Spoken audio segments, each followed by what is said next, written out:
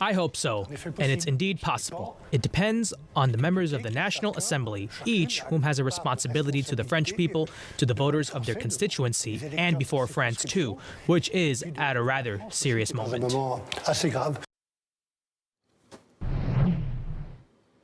Let's bring in Bloomberg opening trade anchor Kriti Gupta on the ground for us in Paris. Macron saying that the government might survive.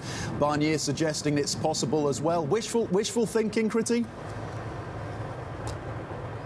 Certainly wishful thinking. The odds are stacked against them. But in the words of Michel Barnier, it's not impossible. Tom, it comes down to the way Parliament is actually broken down around this vote. Remember, the French Parliament is broken down into thirds at the moment. The NFP, the left coalition, you've got the right with Marine Le Pen and the National Rally and their coalition. And then, of course, Emmanuel Macron's party in the center. What's tricky here, though, is that there could be a little bit of a make or break case when it comes to the Socialist Party. That is, of course, the most centrist faction when it comes to the left side of Parliament. What's significant here is those are the people that both Michel Barnier and Emmanuel Macron have targeted in the last 24 hours, saying that these are the people who could vote for with their conscience or need to potentially make or break this vote. And that's where so much of the speculation lies, that if you do see enough socialists in Parliament abstain from the vote, there is a slim but not impossible chance that Michel Barnier could make it out with this vote with his job intact.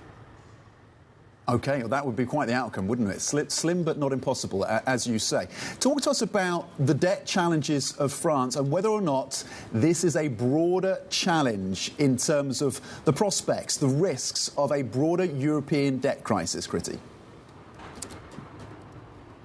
Well, of course, the comparisons have been made, Tom, of this idea of French debt, the yield premium now surpassing that relative to German debt of Greece, of Spain as well. And that really brings back a lot of memories from back in 2011. And although some of the challenges are quite similar, a story of deficit, unsustainable and kind of growth and spending, the systemic risk is not quite the same, and that's perhaps where markets have gone a little too far. At least that's what the critics would argue around the story and around those comparisons that are being made. I spoke to traders here in Paris in the last couple of days, and certainly in the last 24 hours, who've made a very interesting comparison I think you'll appreciate, and that is comparing it more to the likes of what we saw in Silicon Valley Bank and the fallout of that, as opposed to the Eurozone debt crisis. Stick with me here. The idea here simply being that the response may actually be more in terms of the yield move you see in the debt, as opposed to an actual shock to the system. And that's why it's taken the likes of the euro, for example, to react more strongly to what you're seeing in the French debt market.